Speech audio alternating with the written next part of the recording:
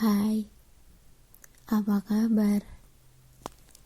Bagaimana perasaanmu? Sudah membaik bukan? Coba deh dengar suara pekam ini. Semoga berkenan ya. Kata orang, luka akan menjadi bekas luka. Dengan cara apapun kita menyembuhkannya, bekasnya akan tetap ada. Ya, aku mengakui itu. Mungkin itu sama dengan persepsiku. Karena ya begini. Aku pernah terluka oleh seseorang. Awal mula aku mengenalnya, dia sangat baik. Aku gak bisa bohong soal itu. Kita dipertemukan karena sebuah takdir. Aku sedang mengikuti kegiatan kampus. Di kegiatan itu, kebetulan aku membawa handphone dengan powerbank yang baterainya habis. Karena aku membutuhkan tumpangan untuk charger, salah satu temanku menyarankan untuk dititipkan saja ke panitia di kegiatan itu. Yang akhirnya aku dipertemukan dengan dia. Iya, dia orangnya. Orang yang memberikan tumpangan charger powerbankku. Sederhana bukan? Tentu, itu bukan suatu kebetulan. Itu sudah jadi takdir. Setelah pertemuan itu, kita saling mengenal. Memahami satu sama lain. Mulai chat intens, mulai ketemu, dan kemudian memutuskan untuk saling menjaga hati. Saat itu aku bilang ke dia bahwa aku takut. Aku pernah trauma karena dikecewakan. Aku udah gak mau main-main lagi soal hubungan. Ya, intinya aku udah mau serius lah. Karena di umurku yang sekarang ini sudah bukan waktunya untuk main-main lagi. Terus tiba-tiba dia bilang, "Nis, laki-laki gak seperti itu semua kok. Aku gak mau ngecewain kamu seperti orang sebelum aku." Entah kenapa, aku langsung jatuh hati padanya. Di dekatnya, aku selalu merasa nyaman. Bersamanya, aku merasa tenang. Dia mampu membuat aku merasa bahwa aku cukup berhenti di dia aja gitu. Gak usah ke yang lain lagi. Dia nemenin aku di saat-saat tersulit. Dan mampu menenangkan aku ketika aku sedang bersedih. Karena kebaikan hatinya, aku memutuskan untuk menjatuhkan hati padanya. Di saat itu aku berpikir bahwa ketika aku menjatuhkan hati padanya, maka aku juga harus siap untuk menerima segala konsekuensinya. Dan siap menerima dia dengan segala kurang lebihnya. Karena ya, kurang dia ada lebihku, dan sebaliknya. Karena keseriusan hubungan itu, kita memutuskan untuk saling berkomitmen.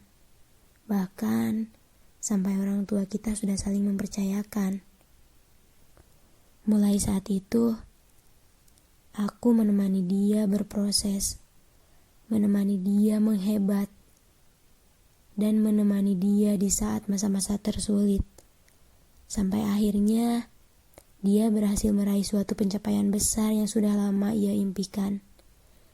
Saat dia berproses dan mulai menghebat, tiba-tiba dia jatuh sakit. Sakitnya bisa dibilang cukup parah. Di sana aku mulai goyah. Rasanya aku ingin meninggalkan dia. Jika mengikuti egoku, mungkin saat itu juga aku sudah memutuskan untuk pergi. Tapi karena aku menyayanginya dengan teramat, akhirnya aku memutuskan untuk tetap ada di samping dia. Aku menemani dia di saat sakit parah. Aku merawatnya karena ya dia jauh dari orang tuanya. Sampai pada akhirnya suatu hari dia dirawat di rumah sakit. Pada saat itu rasanya hatiku hancur melihat dia terbaring sakit. Dia yang biasanya ceria, humoris, dan kadang menyebalkan, kini terbaring di tempat tidur dengan infusan yang sangat tiada habisnya. Tapi aku lega. Pada akhirnya dia sembuh. Dia bisa kayak dulu lagi. Aku sangat bersyukur karena mungkin doa-doa yang telah kulangitkan telah Tuhan kabulkan.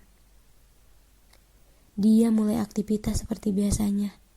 Meski ya dia harus mulai lagi dari awal untuk bisa mewujudkan mimpinya. Tapi aku selalu bilang ke dia, jangan pernah bosan untuk berproses. Karena hidup itu tentang berproses. Sudah 1 tahun aku menjalani hubungan dengan dia. Makin kesini aku makin merasa bahwa ada yang berbeda. Aku merasa bahwa perasaan dia terhadapku mulai berkurang. Mulai banyak pertengkaran, alasan, dan kebohongan. Makin kesini, aku makin tahu bahwa dia ada yang lain. Ada orang ketiga di antara kita. Wah, awal mula aku tahu soal itu, aku sangat marah, gak terima, bahkan sampai menangis sejadi-jadinya. Bagaimana mungkin hal yang sama terjadi lagi padaku? Mungkin ini terdengar alay, tapi ya, kalian gak akan pernah paham. Selama berbulan-bulan aku mengetahui itu. Selama itu juga aku pura-pura gak tahu. Pura-pura gak tahu tentang dia yang ada yang lain. Meskipun aku mengetahui tentang kebohongannya, aku tetap diam. Kita tetap bertemu dan berkomunikasi seperti biasanya. Ya, meskipun agak sedikit berbeda. Aku masih ingat dulu bagaimana rasanya ketika bertemu dengannya. Aku yang harus pura-pura baik-baik saja di depan dia. Pura-pura gak tahu apa-apa. Dan memberikan senyuman lebar. Serta menyimpan semuanya sendirian. Sangat melelahkan. Suatu hari, dia datang padaku, menggenggam tanganku, mengajakku bercanda, tertawa, seperti tidak terjadi apa-apa gitu. Rasanya dada ini sesak, seperti ingin meledak. Ingin membongkar semuanya, tapi aku tahan. Karena ya, pada awalnya aku ingin dia jujur dan segera memperbaiki kekeliruan itu. Tapi sayang, itu gak pernah terjadi. Sampai pada akhirnya, bom waktu meledak.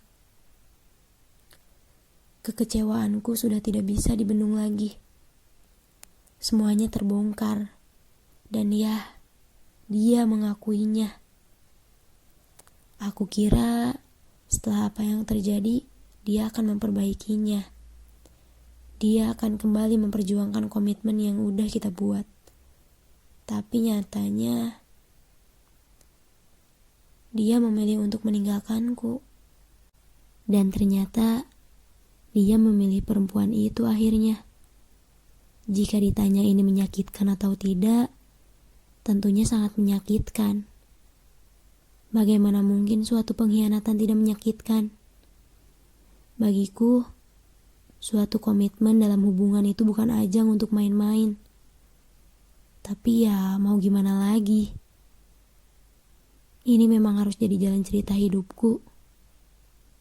Tapi aku sadar, dia tidak sepenuhnya salah. Mungkin ada salah juga di aku yang gak pernah aku sadari. Tapi ya sudahlah. Mungkin kita harus dipertemukan dahulu dengan orang-orang yang menyakiti kita sebagai bentuk pembelajaran hidup sebelum kita dipertemukan dengan dia yang terbaik yang telah Tuhan siapkan. Jangan pernah menyesal jika kalian pernah dipertemukan dengan seseorang yang bahkan seseorang itu pernah menyakiti kalian dengan sangat.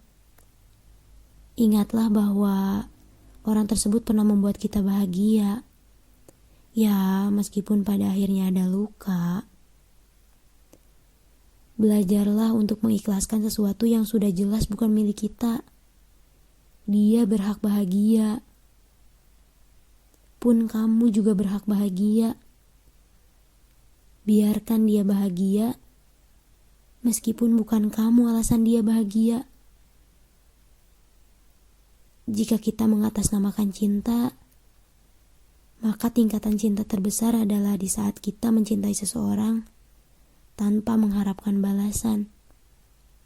Ingat, selalu ada alasan di balik Tuhan mempertemukan kita dengan seseorang.